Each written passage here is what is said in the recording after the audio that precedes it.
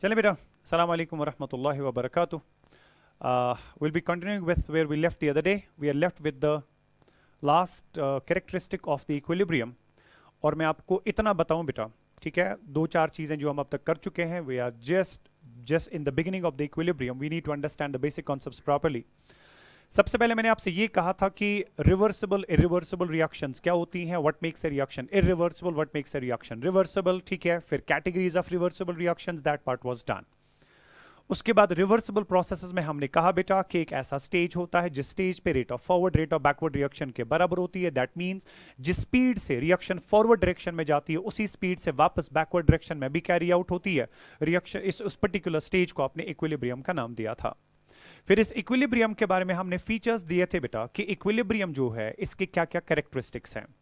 सबसे पहले आपने कहा कि ये एक ऐसा स्टेज है जहां पे आर एफ आर बी के बराबर होगा. दूसरा आपने माना बेटा कि इस स्टेज पे जो ऑब्जर्वेबल प्रॉपर्टीज होती हैं they all attain A constant value, temperature constant, pressure constant, concentration constant.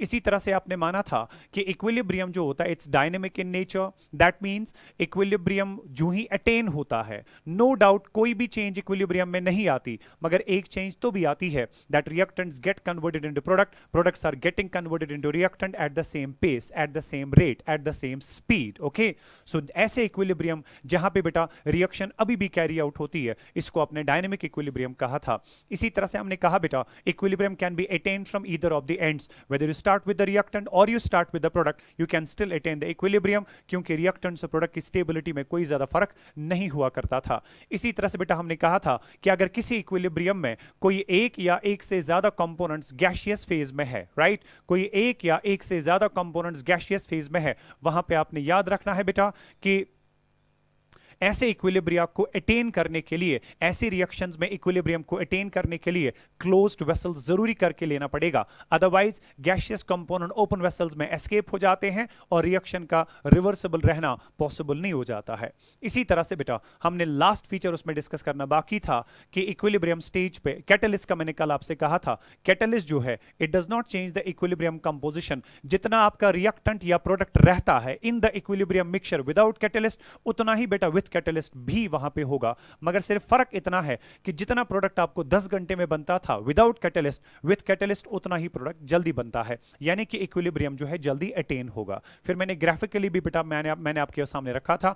उसके बाद लास्ट वाला फीचर था कि इक्विलिब्रियम स्टेज पे फ्री एनर्जी चेंज जो होता है that's equal to zero, right. So at equilibrium stage the free energy change for the reaction delta G जो है that is equal to zero. Now comes the part, sir ये free energy change होता क्या है.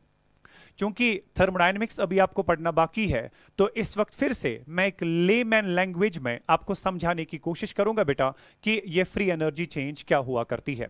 आपके पास मान लीजिए कोई रिवर्सिबल प्रोसेस है, reactants are in equilibrium with the products, right, where R represents the reactant and P represents the product.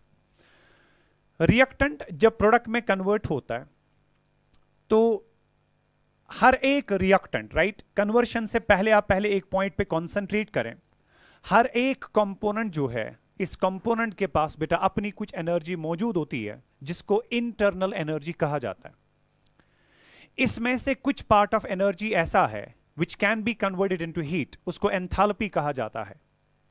और इस हीट कंटेंट में से कुछ एनर्जी ऐसी है जो हम अपने लिए, अपने फायदे के लिए इस्तेमाल कर सकते हैं, अपनी मर्जी के मुताबिक इस्तेमाल कर सकते हैं, उसको कहते हैं free energy of the reaction. So free energy जो है एक ऐसा अमाउंट ऑफ एनर्जी सिस्टम का होता है which can be converted into useful work, जो हम अपने फायदे के लिए अपने काम में इस्तेमाल में ला सकते हैं, राइट बेटा. सो बस इतना याद रखना है. बाकी ये कैसे यूजफुल वर्क होता है इसके बारे में थर्मोडायनेमिक्स में आपको डिटेल में पढ़ाया जाएगा. मगर यहां पे बस इतना आपने याद रखना है कि फ्री एनर्जी जो है जिसको आपने कैपिटल जी से रिप्रेजेंट किया, कैपिटल जी फ्री एनर्जी को रिप्रेजेंट करता है. तो फ्री एनर्जी जो आपके पास है बेटा, प्लीज रिमेंबर, ये रिप्रेजेंट करता है that part of energy of the system which can be converted into useful work, right. Number one. Number two is that जितनी भी फ्री एनर्जी एक सिस्टम में मौजूद होती है, राइट, मान लीजिए आपने इस रिएक्शन को रिएक्टेंट्स के साथ शुरू किया. रिएक्टेंट्स के पास जितनी भी फ्री एनर्जी मौजूद होती है प्रोडक्ट्स में कन्वर्ट होते हुए, ये सारी की सारी फ्री एनर्जी जो है इसको यूजफुल वर्क में कन्वर्ट नहीं किया जाता है. हाँ अवेलेबल है फॉर द कन्वर्शन, मगर हमेशा बेटा ये सारी की सारी एनर्जी जो है यूजफुल वर्क में कन्वर्ट नहीं हो पाती है। उसके लिए भी कुछ थर्मोडायनेमिक रेस्ट्रिक्शंस हैं which we are not going to talk about right now.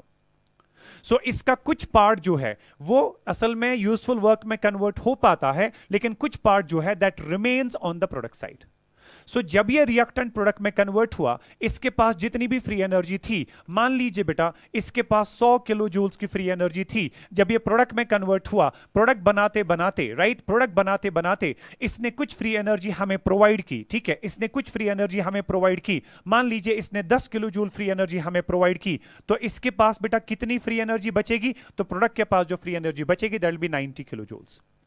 अगर आप यहां पे देखेंगे चेंज इन फ्री एनर्जी कितना आ गया, पहले मेरे पास बेटा 100 किलो जूल फ्री एनर्जी की थी, रिएक्शन के दौरान 10 किलो जूल मैंने अपने लिए इस्तेमाल किया, और जो प्रोडक्ट है मेरे पास इसके पास बचा बेटा 90 किलो जूल्स। तो अगर आप यहां पे डेल्टा जी निकालना चाहें, delta G is always taken as G final minus G initial. बात समझना, delta G is the change in the free energy. तो चूंकि पहले कुछ फ्री एनर्जी थी, बाद में प्रोडक्ट साइड के साथ, प्रोडक्ट साइड पे आपके पास कुछ और फ्री एनर्जी है, अगर आप चेंज इन फ्री एनर्जी देखना चाहते हैं मेरे पास कितना आ गया, it's always taken as free energy of the final state that is product minus free energy of the initial state that is reactant. ठीक है, क्योंकि प्रोडक्ट जो है फाइनल स्टेट जो है उसकी फ्री एनर्जी है 90 किलो जूल्स, माइनस रिएक्टेंट की फ्री एनर्जी आपके पास है 100 kilo joules, so it comes out to be minus 10 kilo joules. तो माइनस 10 किलो जूल्स होने का मतलब यह हुआ इस रिएक्शन के दौरान 10 किलो जूल फ्री एनर्जी बेटा हमने इस्तेमाल की है अपने लिए। सो फॉरवर्ड रिएक्शन में चूंकि डेल्टा जी जो है वो माइनस आ गया, अंडरस्टैंड करना इस बात को, फॉरवर्ड रिएक्शन के लिए डेल्टा जी का साइन जो है बेटा वो नेगेटिव आ गया। सो मैंने आपसे कल भी कहा फॉरवर्ड रिएक्शन में जो भी पैरामीटर नेगेटिव होता है, बैकवर्ड रिएक्शन में वही पैरामीटर पॉजिटिव बनेगा। सो अगर आप इस प्रोडक्ट को वापस रिएक्टेंट में कन्वर्ट करना चाहते हैं बेटा, प्लीज रिमेंबर इस बारी आपको वो 10 किलो जूल फ्री एनर्जी बाहर से देनी पड़ेगी, तब जाके आप इस 100 किलो जूल फ्री एनर्जी वाले सिस्टम पे पहुंच पाएंगे। क्योंकि बैकवर्ड रिएक्शन को कैरी आउट करने के लिए यही 10 किलो जूल्स बेटा फ्री एनर्जी वापस देना पड़ता है। तो यहां पे जब आपने 10 किलो जूल्स यही से दिए बेटा, ठीक है, तो इस बारी फाइनल स्टेट आपका रिएक्टेंट है, तो जब आप बैकवर्ड रिएक्शन की बात करेंगे, बैकवर्ड रिएक्शन के लिए फाइनल स्टेट आपका रिएक्टेंट है, उसकी फ्री एनर्जी 100 किलो जूल्स है, इनिशियल स्टेट आपका बेटा प्रोडक्ट है, उसकी फ्री एनर्जी 90 किलो जूल्स है। तो इस बारी जब बैकवर्ड रिएक्शन का डेल्टा जी कैलकुलेट होगा, so when G final minus G initial, so go 100 minus 90 that comes out be plus 10। वही मैंने आपसे कहा बेटा कि जब भी आप एक रिवर्सिबल प्रोसेस की बात करेंगे, अगर फॉरवर्ड रिएक्शन में हमें कुछ फ्री एनर्जी वहां से मिलती है जिसको हम यूजफुल वर्क में कन्वर्ट करना चाहते हैं, या जिसको हम यूजफुल वर्क में कन्वर्ट कर पाते हैं, बैकवर्ड रिएक्शन में एग्जैक्टली उतनी ही फ्री एनर्जी वापस सप्लाई करना पड़ती है, तब जाके बैकवर्ड रिएक्शन कैरी आउट हो जाती है। सो अगर फॉरवर्ड रिएक्शन के लिए डेल्टा जी नेगेटिव हुआ, बैकवर्ड रिएक्शन के लिए डेल्टा जी पॉजिटिव होगा, as simple as that, right. चूंकि इक्विलिब्रियम स्टेज पे rate of forward reaction is equal to rate of backward reaction. So जितना फॉरवर्ड रिएक्शन के लिए डेल्टा जी का वैल्यू नेगेटिव होगा, एग्जैक्टली उतना ही डेल्टा जी का वैल्यू पॉजिटिव होगा for the backward reaction. So equilibrium stage पे डेल्टा जी का वैल्यू जो है, अगर आप डेल्टा जी टोटल निकालना चाहेंगे या delta G for the reaction निकालना चाहेंगे at equilibrium, please remember that will be equal to free energy change because of the forward reaction plus we have free energy change because of the backward reaction. क्योंकि equilibrium stage पे चूंकि जितना reaction forward direction में जाती है उतना ही backward direction में भी जाती है। सो जितना डेल्टा जी नेगेटिव होगा suppose for the forward direction, उतना ही डेल्टा जी पॉजिटिव होगा फॉर द बैकवर्ड डायरेक्शन। ठीक है, तो आपका फॉरवर्ड डायरेक्शन के लिए डेल्टा जी आया था -10, बैकवर्ड डायरेक्शन के लिए डेल्टा जी आया था +10, -10 + 10 आपका कैंसिल आउट हुआ। So net free energy change equilibrium stage पे कितना आ गया बेटा? 0। जैसा मैंने आपको कल समझाया था, इक्विलिब्रियम स्टेज पे बेटा डेल्टा एच होता है 0, इसी तरह से इक्विलिब्रियम स्टेज पे डेल्टा जी जो है वो 0 होता है। और बात मैंने आपके सामने क्लियरली रखने की कोशिश की है, how you can say that at equilibrium stage delta G is equal to 0। Besides that equilibrium stage पे डेल्टा जी 0 जो है वो सेकंड लॉ ऑफ थर्मोडायनेमिक्स से भी हमारे पास आता है, राइट। मगर again that is the thermodynamic perspective, thermodynamics अभी आपको पढ़ना बाकी है। So when the teacher whosoever will take the thermodynamics, तो that teacher is going to tell you कि थर्मोडायनेमिक्स में डेल्टा जी जो है इक्विलिब्रियम पे कैसे 0 हुआ करता है। इज दैट पार्ट क्लियर बेटा? मगर यहां पे मैंने आपको मोटे अल्फाजों में बात सामने रखी कि इक्विलिब्रियम स्टेज पे फ्री एनर्जी चेंज जो है वो कैसे 0 रहता है। बस एक सिंपल बात याद रखनी है कि अगर कोई भी इक्विलिब्रियम रिएक्शन की बात करें, अगर फॉरवर्ड रिएक्शन में उसका डेल्टा जी नेगेटिव होगा, बैकवर्ड रिएक्शन के लिए डेल्टा जी हमेशा पॉजिटिव हुआ करता है। मगर चूंकि इक्विलिब्रियम स्टेज पे rate of forward rate of backward reaction के बराबर होता है, सो जितना भी डेल्टा जी नेगेटिव होगा फॉर द फॉरवर्ड रिएक्शन, उतना ही डेल्टा जी पॉजिटिव होगा फॉर द बैकवर्ड रिएक्शन। और अगर आप delta G for the overall reaction देखना चाहें at equilibrium, so that will be simply delta G forward plus delta G backward, that's -10 + 10 जो मैंने example बताई थी बेटा, it comes out to be 0। वही असल में हमारा मसला था कि इक्विलिब्रियम स्टेज पे free energy change for the reaction जो है that is actually 0। Fine, so that was about the characteristics of equilibrium. We are done with the characteristics of equilibrium. और इससे पहले कि हम अगले वाले टॉपिक पे जाएं बेटा, इस characteristics में से एक important question pattern आपके एग्जामिनेशन में पूछा जाता है, that is the graphical representation of equilibrium.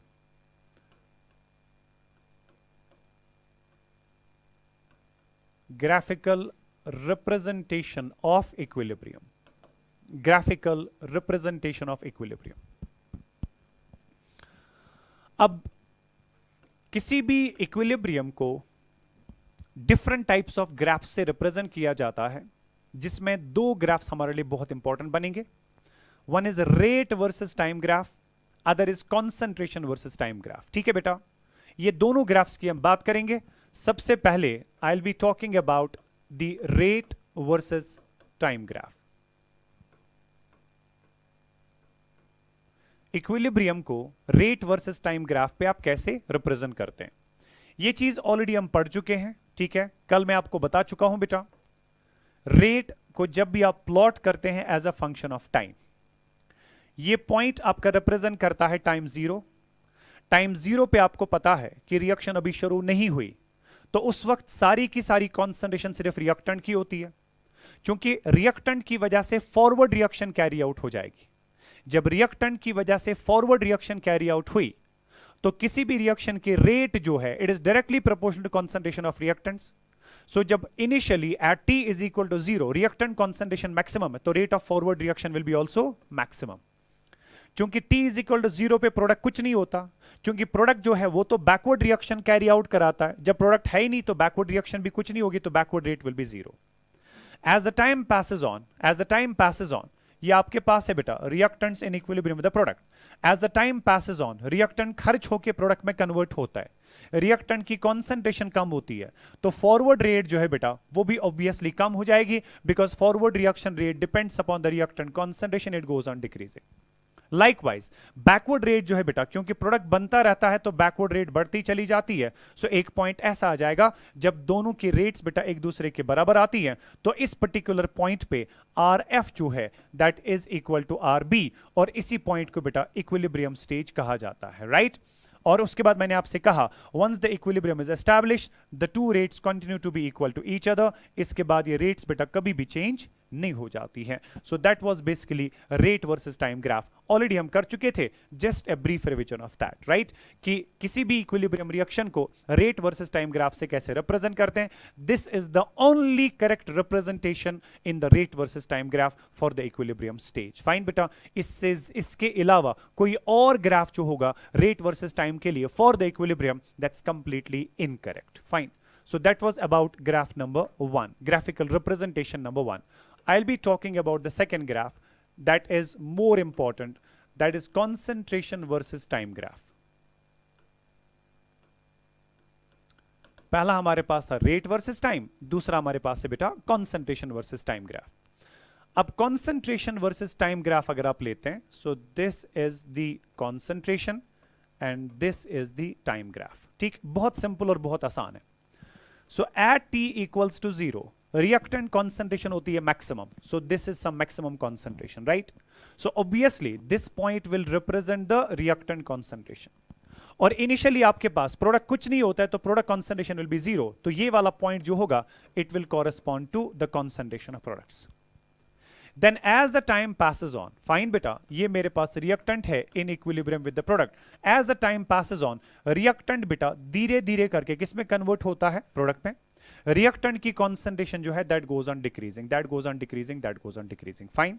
But at the same time जब रिएक्टेंट प्रोडक्ट में कन्वर्ट होता चला गया, प्रोडक्ट की कॉन्सेंट्रेशन जो है वो कॉन्स्टेंटली इंक्रीज होती है, इंक्रीज होती है, इंक्रीज होती है, इंक्रीज होती है। एक पॉइंट आपको याद रखना है, मैंने कहा कि इक्विलिब्रियम स्टेज पे concentration of each of the reactant and product जो है it attains a constant value.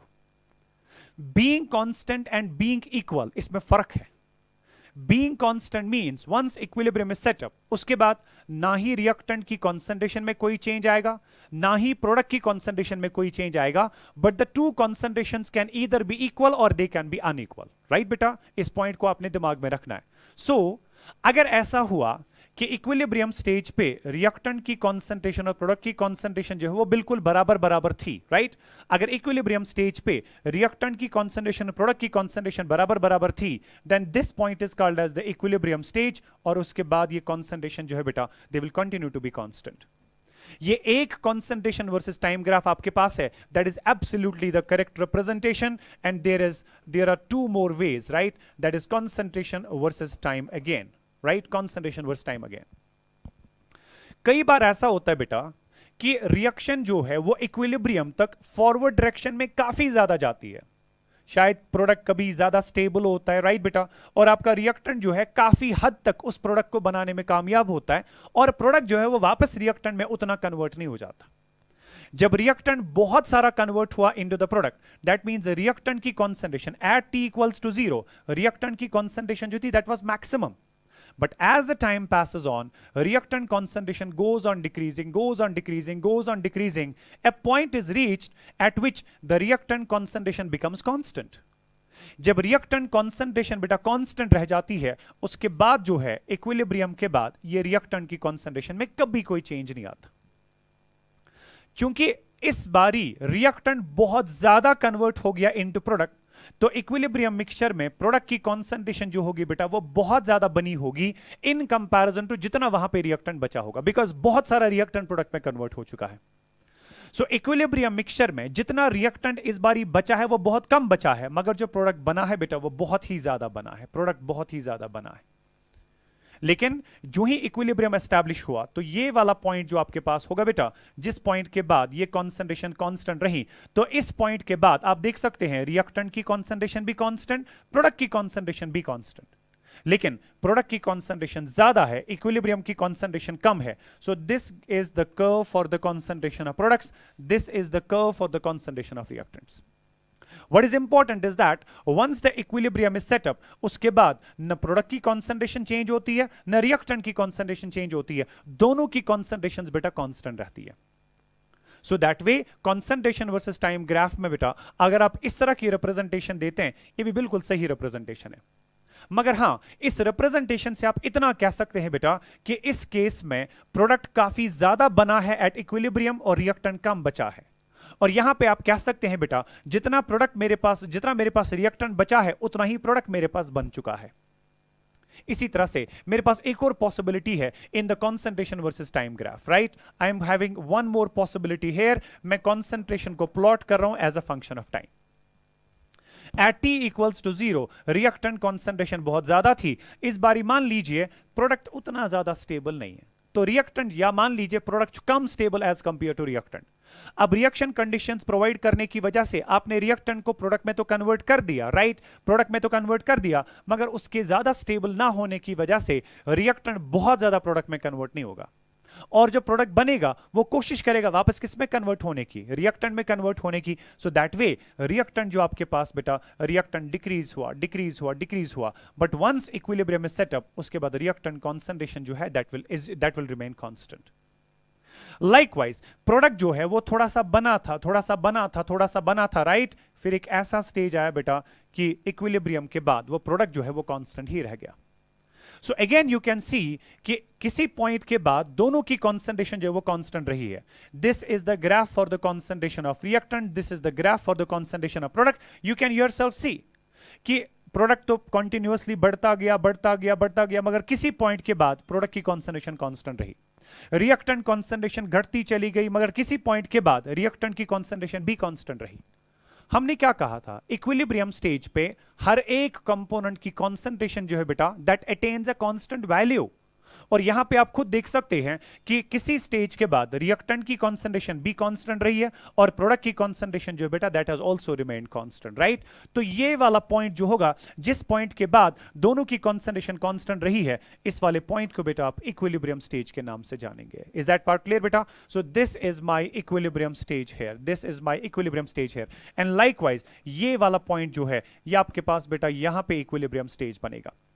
जहां तक इन तीन ग्राफ्स की बात है, तीन के तीन परफेक्टली करेक्ट ग्राफ्स हैं बेटा for the representation of equilibrium, मगर तीनों में फर्क कितना है? यहां पे रिएक्टेंट और प्रोडक्ट की कॉन्सेंट्रेशन जो है इक्विलिब्रियम पे कांस्टेंट होने के साथ साथ बराबर भी है।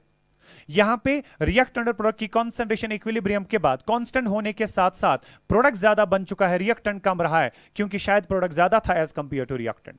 और इस इक्विलिब्रियम में आप देख सकते हो बेटा कि रिएक्टेंट की कॉन्सेंट्रेशन जो है वो ज्यादा बची है, प्रोडक्ट कम बना है, क्योंकि शायद प्रोडक्ट उतना ज्यादा स्टेबल नहीं था as compare to reactant. Is that part clear बेटा? So that was about the concentration versus time graph. आप किसी भी रिएक्शन के लिए कैसे ले सकते हैं बेटा? ये तीन तरीके होते हैं इक्विलिब्रियम को रिप्रेजेंट करने के from the concentration versus time graph.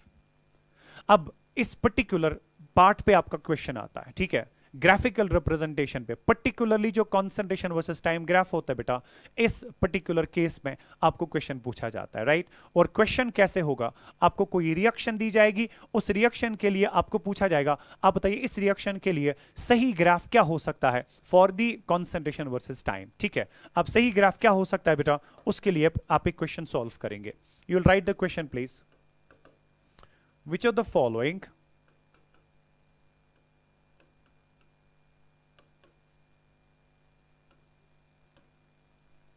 the following concentration versus time graphs,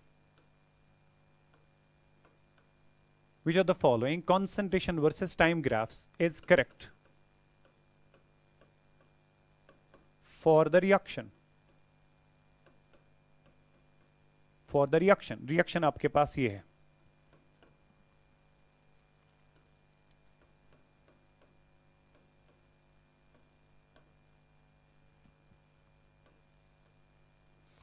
A plus 3 times B in equilibrium with twice C, right. इस इक्विलिब्रियम के लिए सही कॉन्सेंट्रेशन वर्सेस टाइम ग्राफ क्या है? सबसे पहला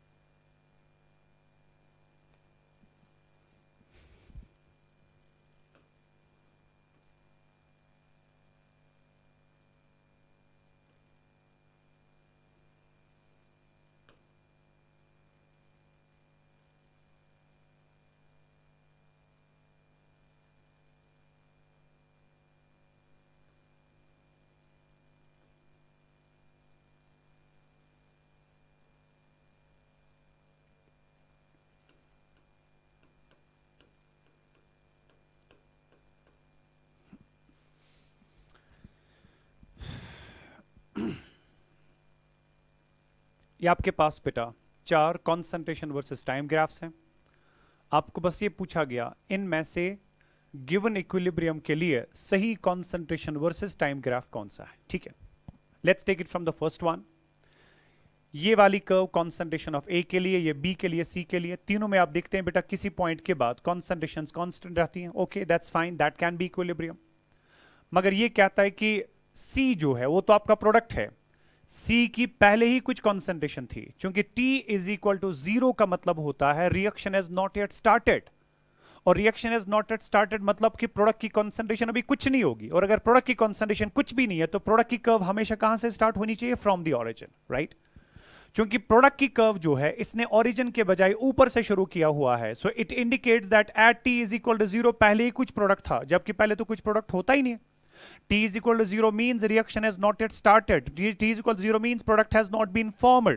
अगर प्रोडक्ट नहीं था so this cannot be the correct curve, right? तो इसमें शायद ये दो ठीक तो थे, मगर ये तो पहले ही गलत था, तो इसको देखने की कोई गुंजाइश ही नहीं है, ठीक है, इसको जरूरत ही नहीं। उसके बाद दूसरा ग्राफ देखते हैं। C जो है इनिशियली 0 था, एब्सोल्युटली राइट। B की भी कुछ कॉन्सेंट्रेशन थी, C की भी कुछ कॉन्सेंट्रेशन थी। C के बारे में कहा गया कि C जो है विद टाइम बढ़ता है, दैट्स फाइन। मगर दिखाया गया B भी बढ़ता है, A भी बढ़ता है, मगर A और B तो रिएक्टेंट है, रिएक्टेंट तो विद टाइम यूटिलाइज होकर प्रोडक्ट्स में कन्वर्ट होता है, तो इनकी जो कॉन्सेंट्रेशन है वो तो डिक्रीज होती है, तो ये इनकी कर्व जो है वो तो यहां से नीचे होनी चाहिए थी, मगर है ऊपर, तो इन दोनों की वजह से ये वाला ग्राफ भी बिल्कुल गलत है, ठीक है। उसके बाद अगर आप ऑप्शन थर्ड की बेटा बात करेंगे, इसमें आपके पास B की कॉन्सेंट्रेशन भी कुछ ऊपर से है, A की भी है, मगर C की है बिल्कुल ओरिजिन से शुरू हो रही है। आप देखिए बेटा आपका C जो वो प्रोडक्ट है, और प्रोडक्ट की कॉन्सेंट्रेशन हमेशा कहां से शुरू होती है, right from the origin, so it has to be there, तो C की कर्व बिल्कुल सही जा रही है।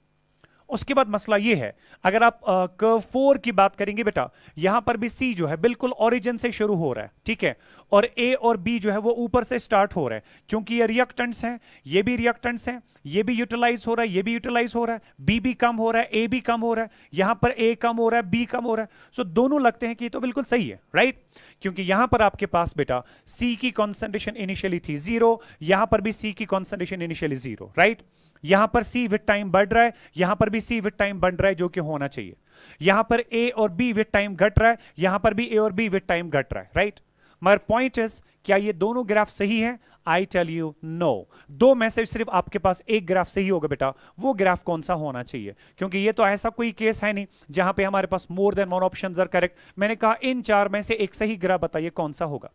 अब बात आराम से समझना बेटा, जहां तक रिएक्शन स्टोइशियोमेट्री की बात थी, रिएक्शन स्टोइशियोमेट्री कहती है कि इसके एक मोल के साथ इसका कितना रिएक्ट करना चाहिए? 3 मोल्स। यानी कि आपको ए के कंपैरिजन में बी जो है 3 टाइम्स ज्यादा लेना पड़ेगा अगर आप रिएक्शन कैरी आउट करना चाहते हैं। सो ए के कंपैरिजन में बी जो है वो 3 टाइम्स ज्यादा लेना पड़ेगा। यानी कि रिएक्शन जब आप शुरू करेंगे तो आपकी बी की कॉन्सेंट्रेशन जो है बेटा वो ज्यादा होगी एज कंपेयर टू ए।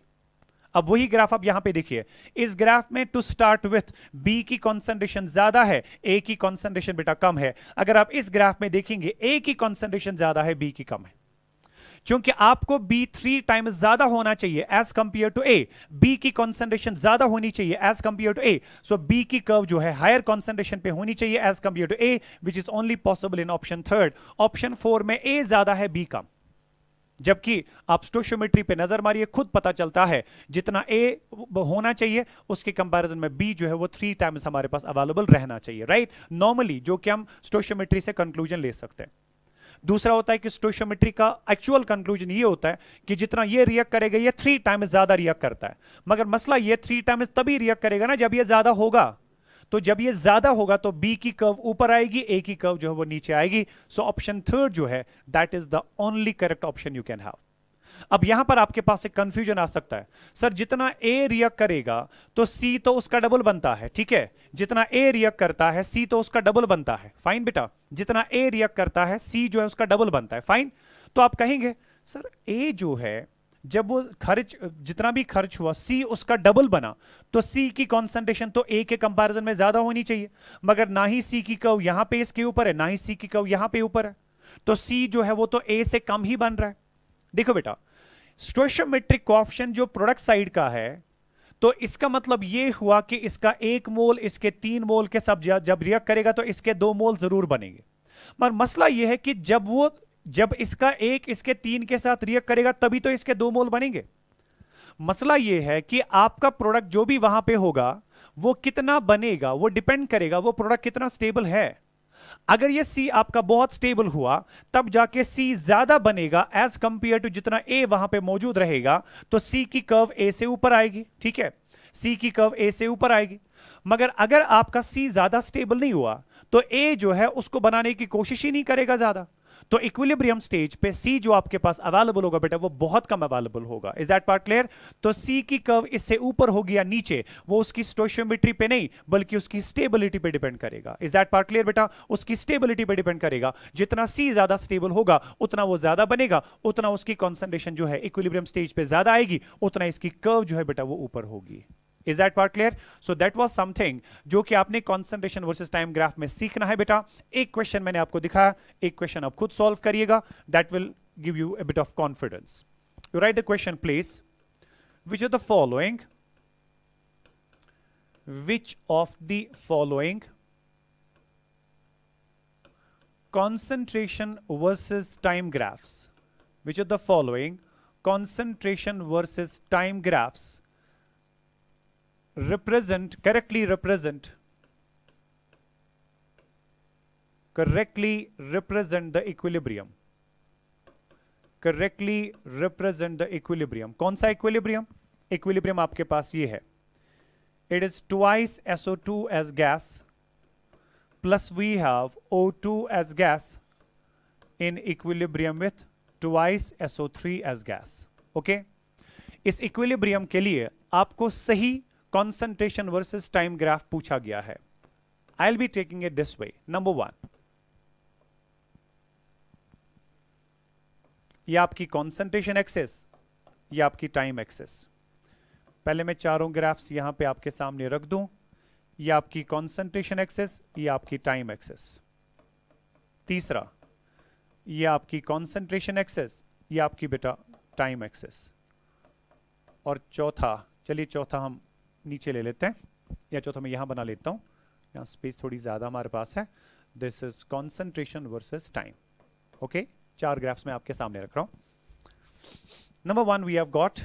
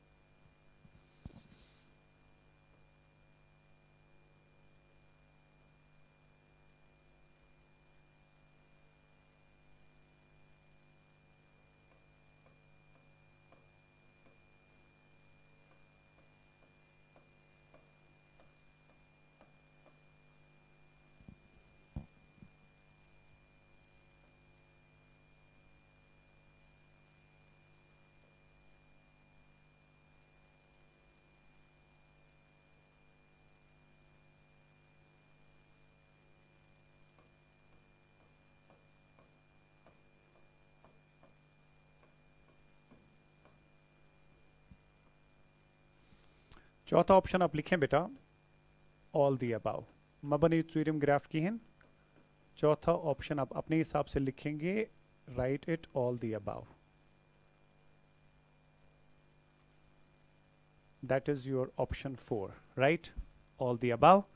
आराम से देख लेना इन 3 में से कौन कौन सा सही है। ठीक है, तो उसके बारे में इंशाल्लाह हम अगली बार बात करेंगे। I'll see you on Monday and I think that will do for today. This was the graphical representation of equilibrium और उसके related questions हमारे पास नीट जे में किस तरह के आते हैं बेटा, मैंने आपके सामने बात रखी। Rest we will do on Monday इंशाल्लाह। Thank you so much.